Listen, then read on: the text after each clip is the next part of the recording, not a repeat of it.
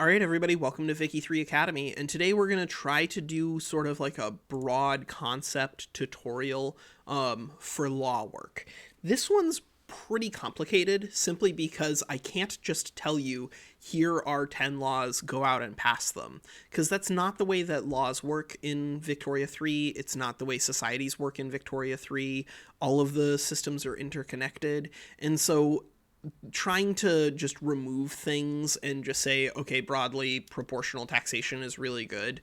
I can do that, and we kind of do that in the individual law videos, but this is meant more as an instructive tool for you to understand how to conceptualize laws and then how to prioritize which laws to pass rather than having me tell you exactly which laws you want to be working on. So first thing that you want to assess, generally speaking, at the beginning of the game for anybody is like, are you an industrial society? Are you a pre-industrial society? How industrialized are you? And you want to check for that in here. Like, are you mining coal? No. Are you doing tools? Yes. Okay, those are some things. There's no engines, there's no chemical plants. So these guys are early industrial, right? Whereas Japan, they are purely pre-industrial. They have absolutely no tools going on over here. And then France, we've got tools and coal, and steel and engines and explosives. Wow, France is so industrialized versus Russia and Japan. That shouldn't really surprise you. But what that also means is that there are cascading effects for your society, and there are cascading effects from your society in terms of the laws that you can pass because of the way laws work, right? So I see a lot of people at the beginning of the game, they like load up as Japan and they go, okay, Meiji Restoration, that means I need to make my industrialists strong. But like, that makes absolutely no sense. Japan is not at all industrialized in 1836, and if you want to remove the shogunate, don't necessarily blind yourself into saying I'm going to build up my industrialist base, because it's going to be really hard. Like, that's not where your society is right now, and trying to work on the laws that your industrialists want isn't even necessarily going to help you that much, because like, these guys are marginalized. You literally can't even put them in the government right now, and so the laws that you can work on in the beginning of the game as Japan are going to be pretty different from the laws that you can work on in the beginning of the game as France, and that's mostly just going to be a function of where your society is right now and where you want to get yourself towards. So let's go over to France. They're pretty well developed. You don't always necessarily need to be working on a law, but if you're working on laws generally, that's going to be helpful for you.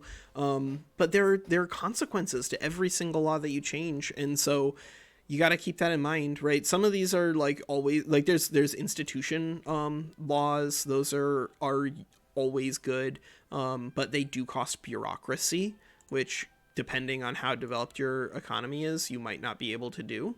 But I think the first and most important thing when you're trying to establish like how developed your country is are, A, do you have slaves, and B, do you have serfdom?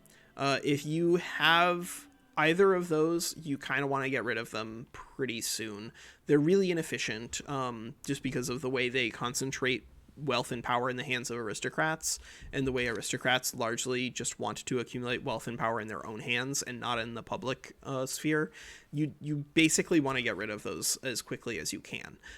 As quickly as you can is going to depend. It's going to depend an awful lot on what else is going on in the world and what else is going on in your nation. You might not want to fight a civil war, and so you might have to do things in a different order. But you want to have, I think the easiest way for people to have success when it comes to laws and conceptualizing law work is always making sure that they understand that this is a spectrum and not a goal.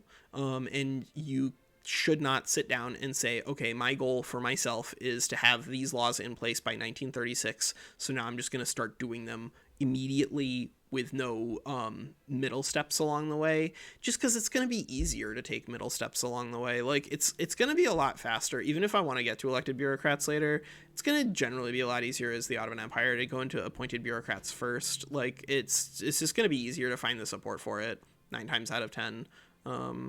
In this case, it's going to be identical. but some of the what's a better example? Racial segregation. Racial segregation is not multiculturalism, and so like if I want to go for multiculturalism as the Ottoman Empire, I could wait, but like it's generally speaking going to be better for me to move into racial segregation now if I'm ultimately going towards multiculturalism later, because it means that like my society can adapt to already accepting heritage cultural traits along the way, and my economy can adapt to having 100 less authority. Like that's a big deal too. Like just dropping down from 200 authority to 0 authority can be a shock depending on how much of your economy is based off of your consumption taxes. But like all these laws, in addition to the ones that power up specific IGs, you need to keep in mind that there are going to be some cascading effects in things. Like autocracies are in fact always going to prefer the wealthy, whereas more democratic things are gonna prefer more democracy, more pops, not pop wealth. And so how you structure your society in your laws should simultaneously reflect the IGs that are currently powerful and what they can help you accomplish, while also helping you accomplish things long term. And so that's why laws are kind of complicated, and I don't really feel comfortable telling you an exact path that you need to follow. But I do think that generally speaking, no matter which path you are going down, if you are trying to build a strong country, that you just want to make sure that you get out of anything that gives extra power to landowners, because once you're out of those, then like the training wheels are off and you can kind of just implement much better laws of everything, right? Like look at this, they oppose per capita taxation. As the Ottoman Empire, you would make 16,000 more per tick per law or per week, but you can't because of landowners. Mercantilism, you could even trade out of mercantilism, although we'll do a separate video on mercantilism. There is something very, very specific that's interesting about mercantilism, and it is merchant guilds. But yeah, like all of these laws are going to have impacts both on the clout over here as well as on the methods of production internally.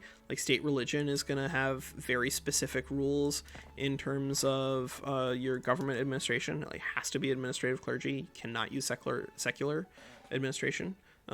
Right? So like these things have cascading effects on the nature of your society.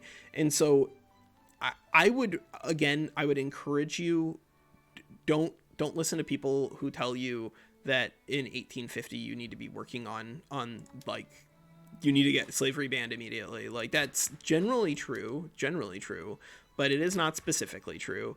And so you need to be able to do a little bit of a specific triage for yourself.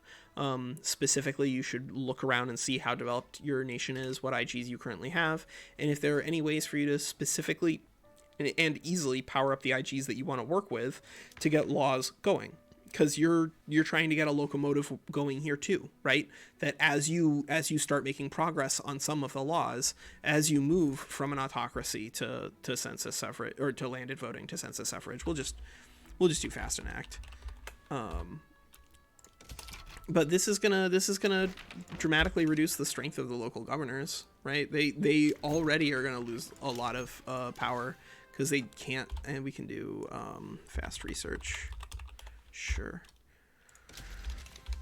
And we're just doing that so that the intelligentsia can participate in an election. But like these elections are going to add votes, and those votes are going to modify the political strength that's here, and that's going to be itself really important. And so like the ramifications of the laws on your society are kind of why I do those individual law videos, because there's just too much to cover in one video. And I would encourage you, if you have questions about specific laws, check those out.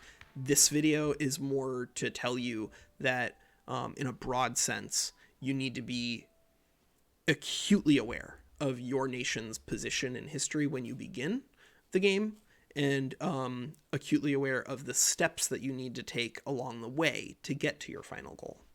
Okay. That's Walker. Let me know if you still have any questions about laws, but I really do think that if you have questions about specific laws, check out the specific videos. I think that's the best way to handle them. Okay, take care.